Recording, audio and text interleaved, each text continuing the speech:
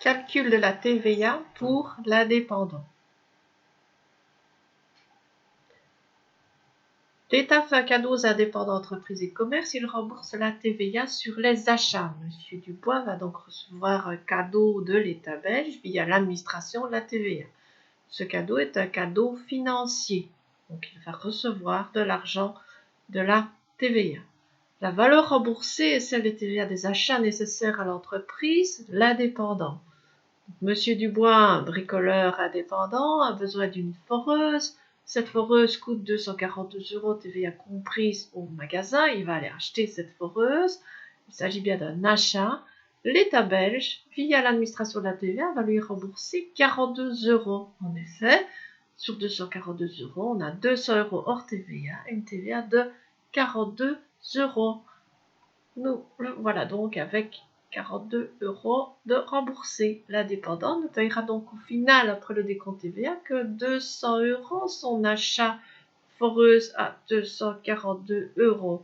C'est donc intéressant pour lui. Il paye dans ce cas-ci moins cher.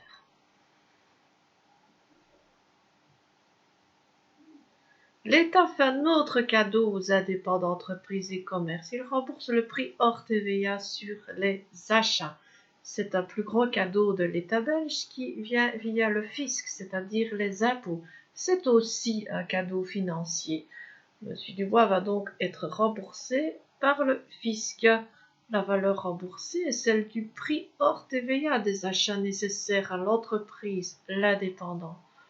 Monsieur Dubois, pour sa foreuse qu'il a payé 242 € TVA comprise, va donc retoucher du fisc 200 €. En effet, 242 €, c'est 200 € plus 42 € de TVA. Un cadeau financier donc de 200 €. Donc au final, combien va-t-il payer sa foreuse visseuse? Alors, as-tu une idée? Combien Monsieur Dubois va-t-il payer cette fameuse foreuse à 242 € TVA comprise?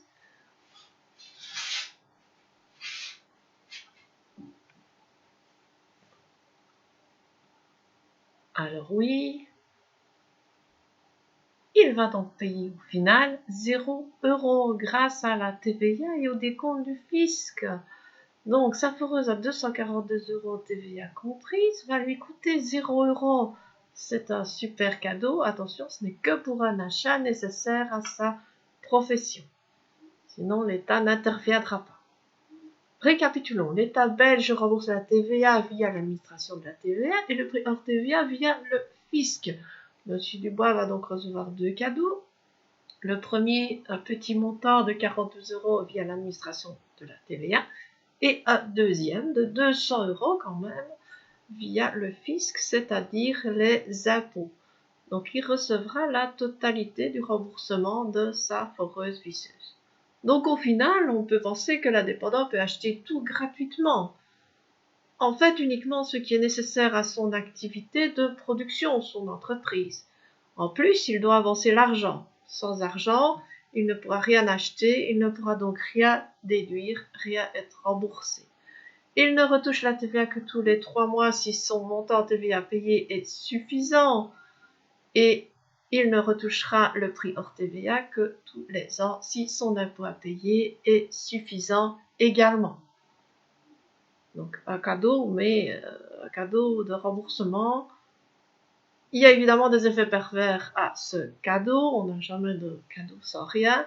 L'indépendant de l'entreprise doit tenir une comptabilité afin de calculer ses montants. Il doit faire parvenir les documents avant la date limite sous peine d'amende. Il n'a jamais d'argent en main, il décompte de ce qu'il doit payer et il est évidemment susceptible d'être contrôlé. On ne peut donc pas tricher. C'est bizarre, on parle de cadeau, de remboursement, puis au final on parle de payer. Bah oui, la Belgique, comme dans beaucoup d'autres pays, a des taxes, des impôts, et il va falloir déduire de ces taxes des impôts. Puisque l'indépendant gagne de l'argent, il doit payer des impôts sur ses bénéfices. Et puisque l'indépendant touche de la TVA de ses clients, elle ne lui appartient pas, il doit la rendre à l'administration de la TVA. quand les clients achètent. L'indépendant doit mettre de côté la TVA qu'ils ont payée. Donc tous ces clients vont acheter des marchandises, en échange ils payent l'indépendant, mais attention, celui-ci doit mettre de côté la TVA que ses clients ont payée, elle ne lui appartient pas, il devra la reverser à l'administration de la TVA. Pour cela, on fait le calcul TVA sur les ventes moins TVA sur les achats, ce que l'on doit à l'administration de l'État. Donc, on fait un tableau à 2 colonnes, TVA sur vente, TVA sur achat, et on calcule notre TVA. Donc, une TVA de 21%, on fait le prix hors TVA fois les 21%, une TVA de 6%, même calcul, une TVA de 12%. Donc, on va bien prendre toutes les ventes à tous les taux de TVA. Quand on a tout calculé, on additionne tout pour avoir un total des ventes de TVA. Pareil pour les achats, donc 6, 12, 21%. On fait attention si on a un prix TVA comprise. Il faut bien sûr passer par la formule divisée par 1,2 taux pour pouvoir trouver le montant de la TVA uniquement. Pareil, on additionne tous les montants de TVA des achats. On obtient un total de TVA des achats. Ensuite, on va déduire des TVA des ventes, la TVA des achats. Et on se rend compte que Monsieur Dubois ne devra que 87,90 € au lieu de 93 à l'administration de la TVA. Donc il y a un petit gain ici grâce à la déduction. Pour les prix hors TVA sur vente, moins les prix hors TVA sur les achats, donc ce que l'on doit au fisc, aux impôts, on va faire le même tableau. Mais attention, ici il s'agit des prix hors TVA des ventes. Pareil, on le calcule sur tous les taux, 6, 12 et 21%. On fait attention quand on a un prix TVA comprise, on divise par 1 avec le taux. Et on additionne ensuite tous nos prix hors TVA des ventes pour trouver un total de 260 €. Pour les prix des achats, pareil, 6, 12, 21%. Ici, on peut voir qu'il n'a rien acheté à 12%. On prend chacun des prix hors TVA et on les additionne pour trouver un total des prix hors TVA des achats. On a nos deux totaux, on applique notre formule, donc on prend le total sur les ventes, donc 260 moins le total des achats hors TVA, 60. Notre indépendant aura comme base d'impôt 200 € au lieu de 260. Voilà l'avantage qui est offert aux indépendants et aux entreprises. Donc n'oublie pas, il y a deux éléments. D'abord la TVA via l'administration et puis le prix hors TVA via le fisc. Il y a donc deux tableaux de calcul à faire. Les ventes hors TVA moins les achats hors TVA égale la base imposable le fisc. Il faut savoir qu'une entreprise est taxée à 30%.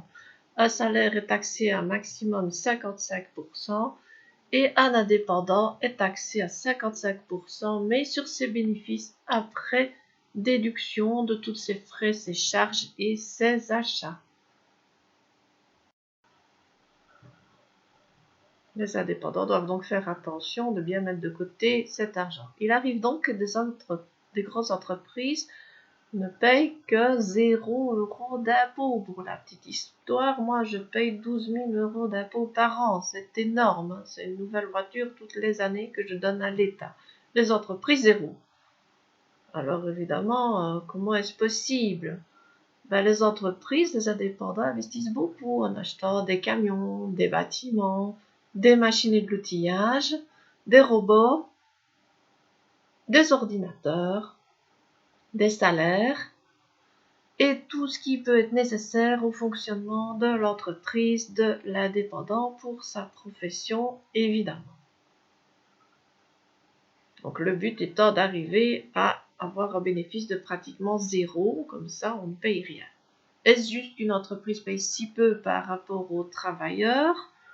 On pourrait se dire que non, mais en fait l'indépendant qui investit dans son entreprise construit sa pension.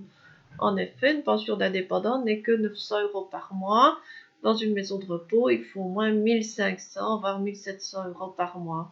Donc, fin de carrière, il devra revendre son entreprise et touchera l'argent capitalisé, dont ce bonus à ce moment-là sera taxé à 50%.